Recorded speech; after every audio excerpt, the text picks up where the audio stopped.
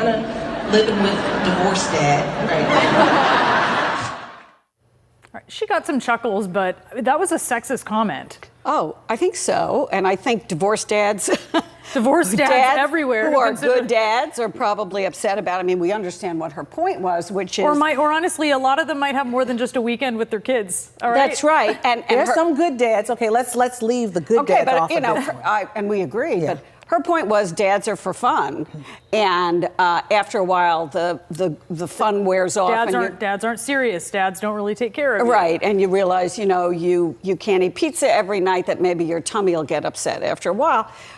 It was a bad metaphor, I think, but we understand what she's saying, which is, okay, those feelings you had about Donald Trump being for change and all good things will happen have probably worn off with the American people. I think it's wishful thinking on her part.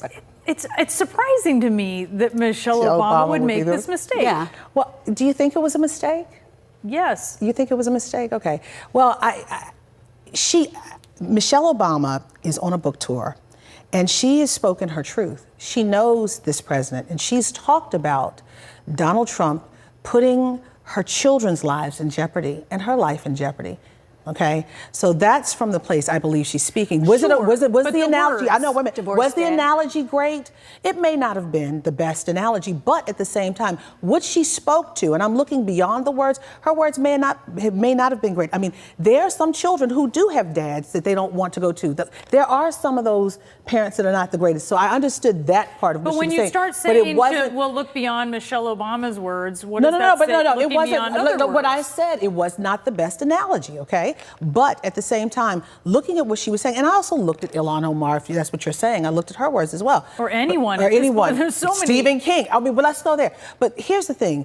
What she was saying is we are a divided nation. We are going through growing pains, some serious tummy ache, nausea, maybe even calling Earl. I don't know. But she was saying we're going through growing pains, and we need to be adult about it, being the parent. As the president of the United States, you are the leader. You are basically the parent of this nation. You're trying to bring unity. You're trying to keep things calm. You're our safety net. Right now running for president, do any of those appeal to you yet? Or are you still looking at all 27,000 of them trying to figure out their names? I've certainly knocked some names off the list. Like which? I'm interested in Warren, of course. Interested in Kamala Harris. Mm-hmm. Bernie Sanders, I don't think I like his message, but I'm not sure that that it's for me necessarily, and what we really need as a country. You say not for you. What do you mean? He's just, I don't want to be ageist, but he's very old. I like a lot of stuff he says, though, to be honest. I mean, he's been saying it for a long time. I mean, he's probably like, God, I've been saying this forever. Why do you like Elizabeth Warren? She's just so smart and like organized. Like her thoughts are organized. She has this clear message. And she's powerful, I think. She just has that, something sort of intangible about her. I would never want to get in an argument with Kamala Harris. I'm like, oof. Woo! Yeah. I'm like, you're right. Yeah.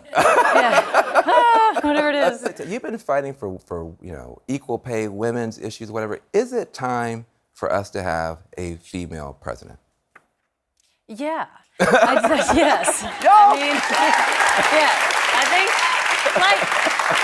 of course you don't want to, of course you wouldn't, you don't want to say we need to, prop up a female so she can be president. But there's been so many that are qualified and overlooked. We're so hard, pick apart every single little thing. And maybe it's time for us as a country to just embrace a woman. Let's just see what happens. See what happens, exactly. Let's take a step back. We'll just see what happens. We can always just go back to no presidency. Okay?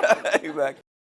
Said the first daughter and senior advisor advocated, along with First Lady Melania Trump, for her dad to repudiate his crowd send her back chant.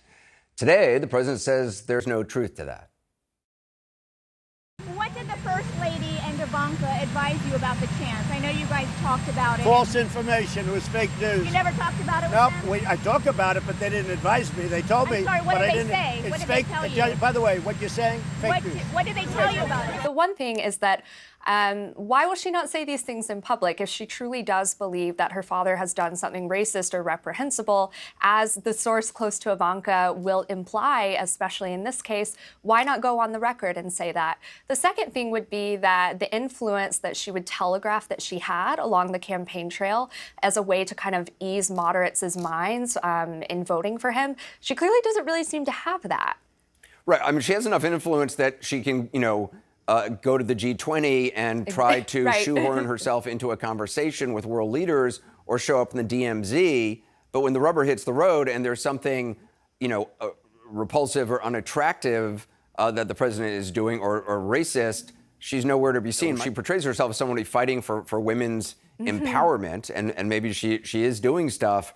But her father has spent the week trying his hardest to disempower 4 prominent congresswomen, of color, and the irony that she is the champion of women with this president and the way he has spoken about women and some of the allegations against him. It's ironic if it wasn't actually important. Wisconsin voter Dave Savarovich voted for Trump in 2016, but now he regrets it. What are you thinking for 2020? You plan to support Donald Trump again? Absolutely not. Why not? Because I don't want to have another 4 years of embarrassment going on. And what we've seen this past week, he says, is just another example of that. That tweet that everybody's talking about, I would not define that as a racist tweet, but it is a hatred tweet for sure. His co-worker at this Eau Claire, Wisconsin plumbing company, Carrie Krumenauer, also voted for Trump in 2016, and she sees it differently. How is it racist? If you don't like this country, get out, leave. That's all he said. He didn't use any names. They stood up. So that's all they did. They made themselves look like idiots. Unlike her co-worker Dave, Carrie has no regrets about voting for Trump. He takes no crap from anybody. And that's why I love him. He has followed through on promises that he made to the American people. Like what? Give me one. Texas. He's working on the border. We're back in charge again.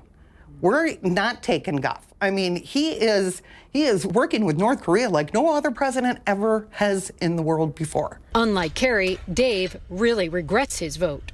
I didn't know he was going to act this way, so I'm embarrassed by him.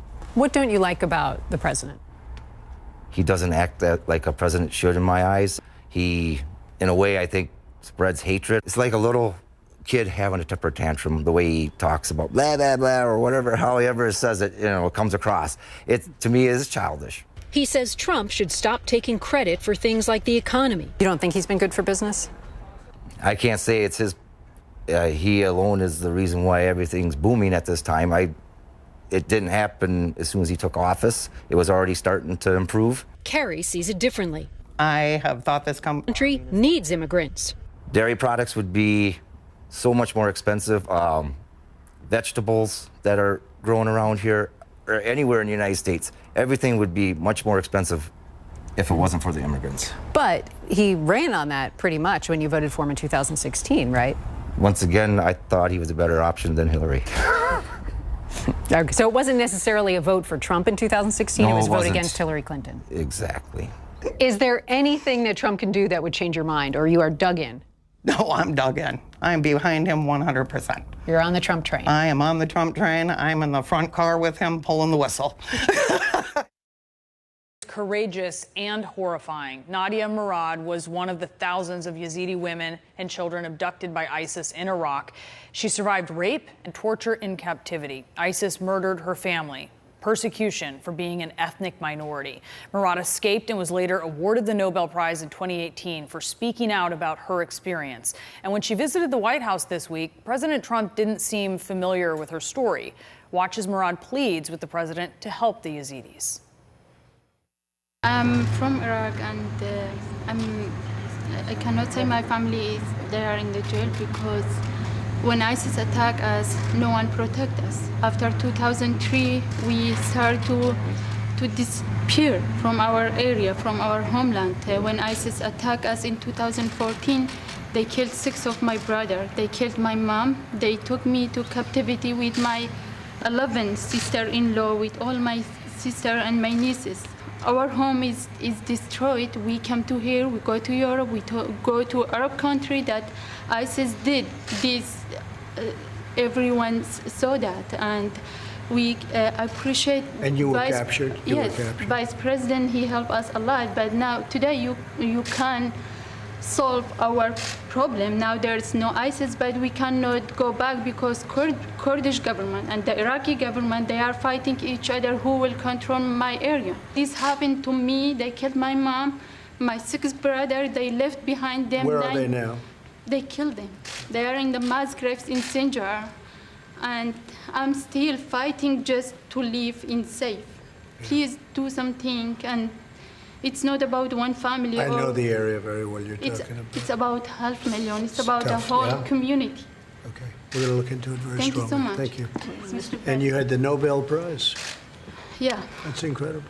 But They gave it to you for what reason? Make it explain.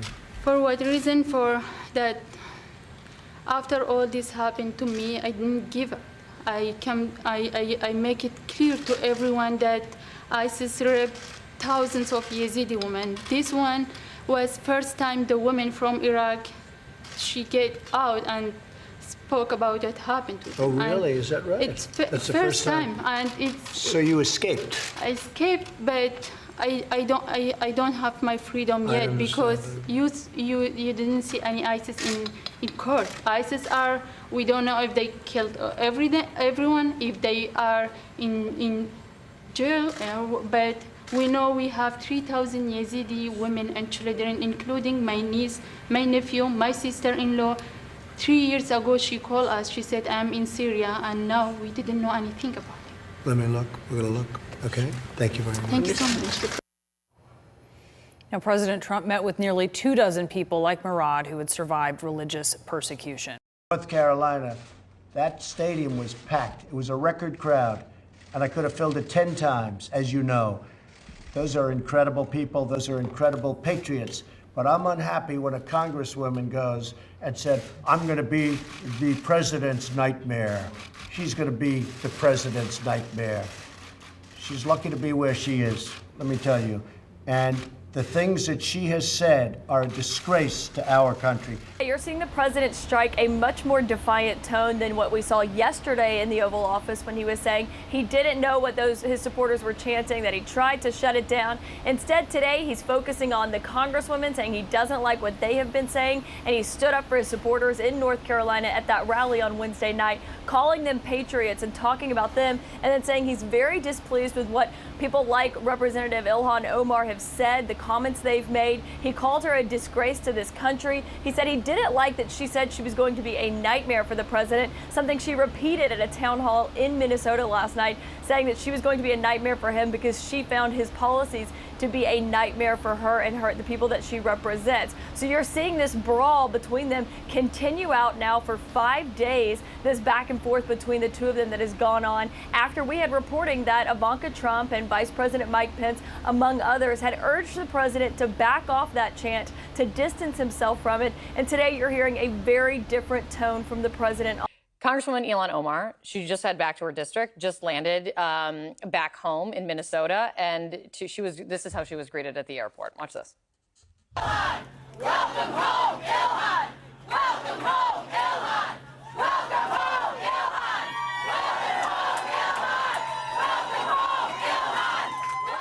Welcome home, Ilhan. Is that obviously supporters meeting her there? Instead of now, are you making her a hero? Is that what Donald Trump is doing with Ilhan Omar now? Look, you know what?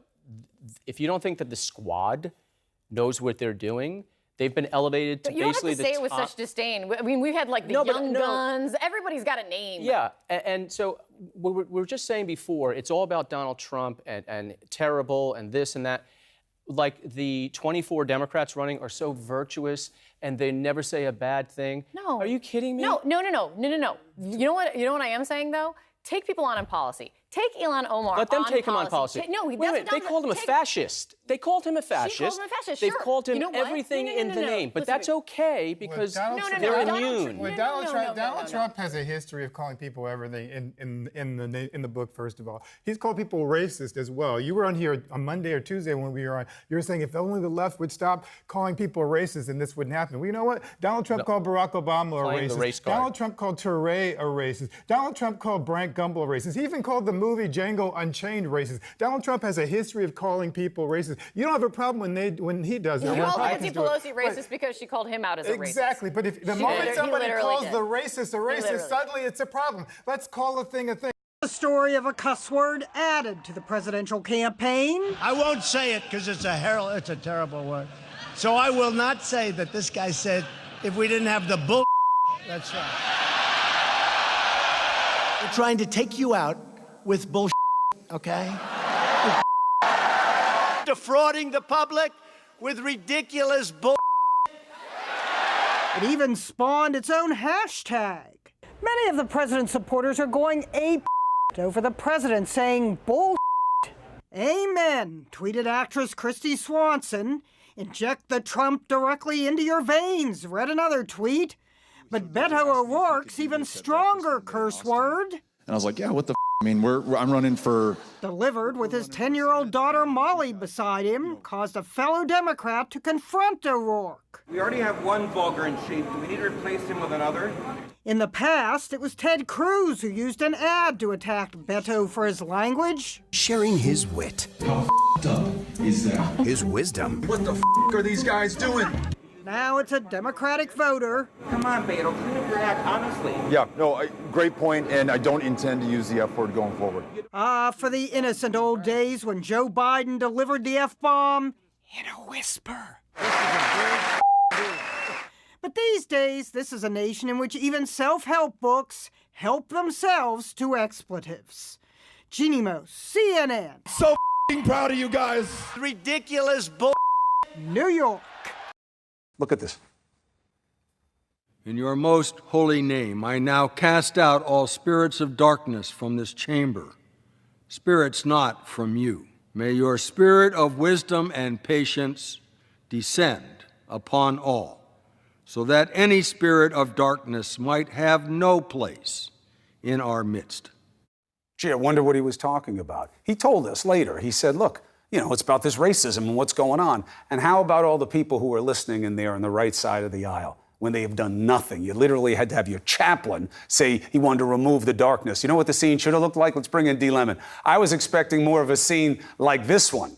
I know what you're going to do. I know what you're going to do. The power of Christ compels you! The power of Christ compels you! The power of Christ compels you!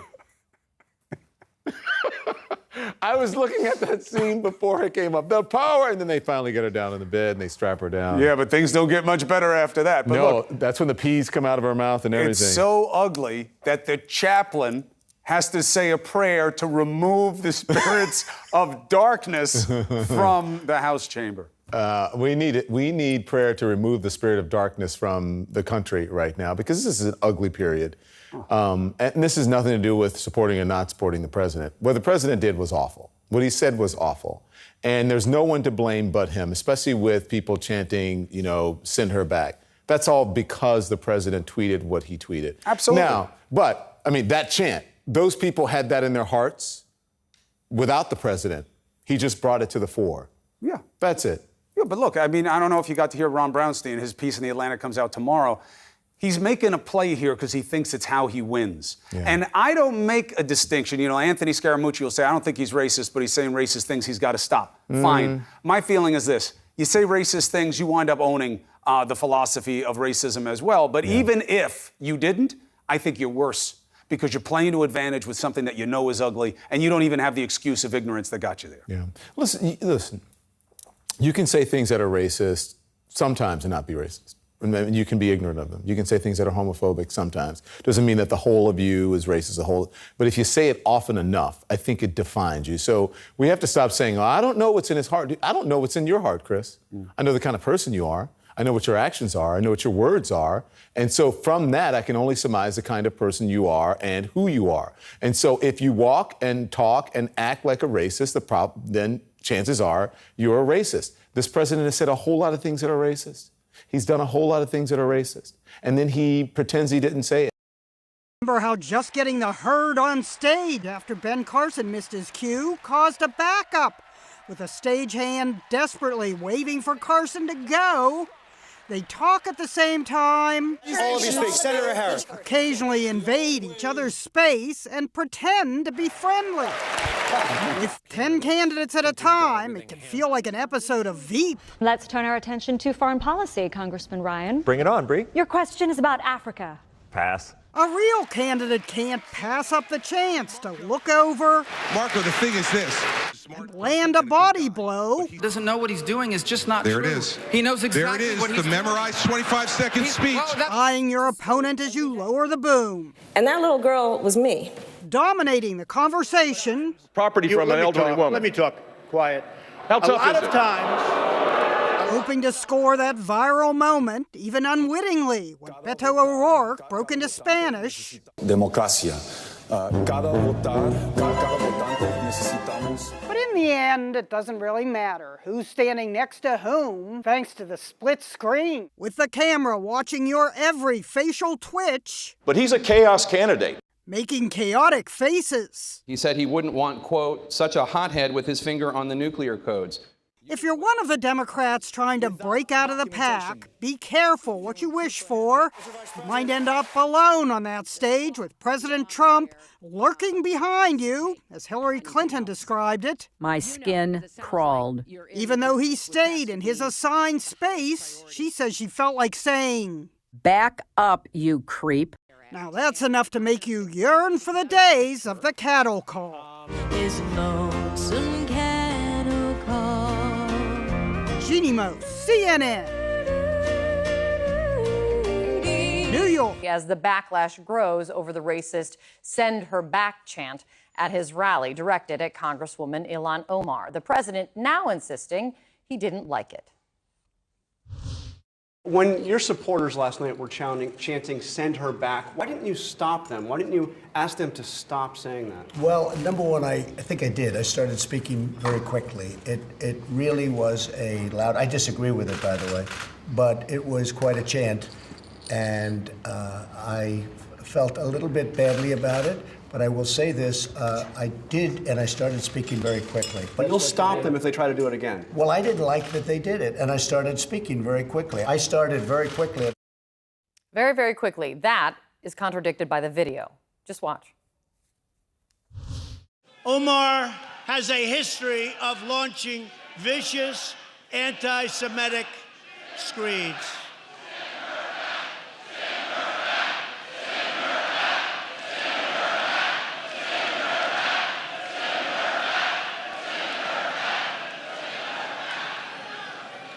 And she talked about the evil Israel, and it's all about the Benjamins. Not a good thing to say.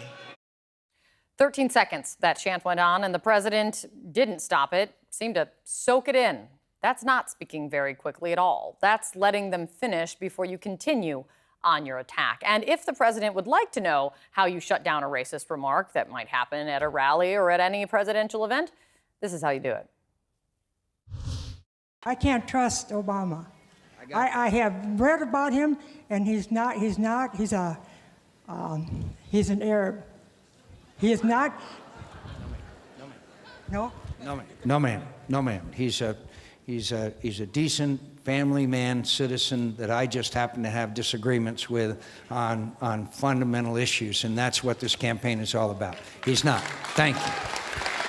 So there is that. But no matter what the president says today, let's be clear about one thing. This didn't start last night. That chant clearly didn't come out of thin air. It started with his tweet 4 days ago. They got the chant from the president. It's also noteworthy the president has tried this before. And I'm talking about the last rallying cry from his rallies, "Lock her up." Well, here he is in 2016. When I started talking about Hillary Clinton, the veterans who saw her 24 hours before started screaming, lock her up, lock her up, lock her up. And I said, don't do that. Now, I didn't do that for any reason. I didn't like it. And they stopped. They really did not, as we well know, because that chant is still happening. In fact, it just happened at his rally in Florida last month.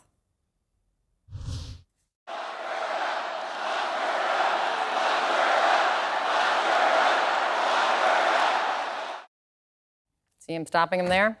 We've been here before, so it is somewhat hard to believe that believe the president when he says he's suddenly offended by this chant at his rallies now. A new video purporting to show the seizure of an oil tanker by Iran in the Strait of Hormuz. Iran is claiming that the seized tanker, which had 12 people on board, was carrying 1 million litres of smuggled fuel. It's just the latest in a series of maritime episodes involving Iran. Of course, you do have the international community that is trying to react to this very specific situation. Of course, we've been talking about the fact, Bianca, that the Iranians now have apparently taken control of a tanker. They're in their territorial waters. And very interesting to see some of the things that the Iranians have been saying about that, because they seem to be indicating that taking that tanker ship has nothing to do with trying to sow instability in the Strait of Hormuz. They say that ship was smuggling fuel from Iran. They say it was taking on fuel from Iranian dhows that they believe it was then trying to sell it somewhere else. Now, the Americans have condemned the fact this happened. They say that the Iranians are making things more insecure there. But then, and that's where we get to Bonn, where I am right now, because I did ask the Russian Foreign Minister Sergei Lavrov and also the German Foreign Minister Heiko Maas how they felt about this recent incident. Neither of them wanted to comment about this incident in particular, but both said that they had had extensive talks about the situation in Iran, and that they had extensive talks also specifically about the situation in the Strait of Hormuz and in the Persian Gulf. And it's no secret that they don't necessarily see eye to eye on this. The Germans, a little more critical of the Iranians, saying they need to do their part to make sure things are secure there as well. The Russians, for their part, of course, full on the Iranian side, saying they believe that it is America that's sowing instability by, for instance, some of the things that Sam has been witnessing there with the USS Boxer going there through the Strait of Hormuz and into the Persian Gulf. Bianca. Go back where you came from. Only makes sense inside the logic of white nationalism, white supremacy, white people belong here, other people don't. White people can criticize. Bernie can criticize. Trump can criticize. But if you're a brown woman with a hijab on, you can't criticize. Well, listen, that is about race. And you don't have to use a racial epithet or say the word black or Muslim or Latino or whatever for it to be about race. In the context, it's obvious. Here's the deal. I don't understand why he does stuff like this. When you have an economy this strong, when you have, past stuff that you're proud of, tax stuff, and dealing with foreign policy, run on that. What are you doing?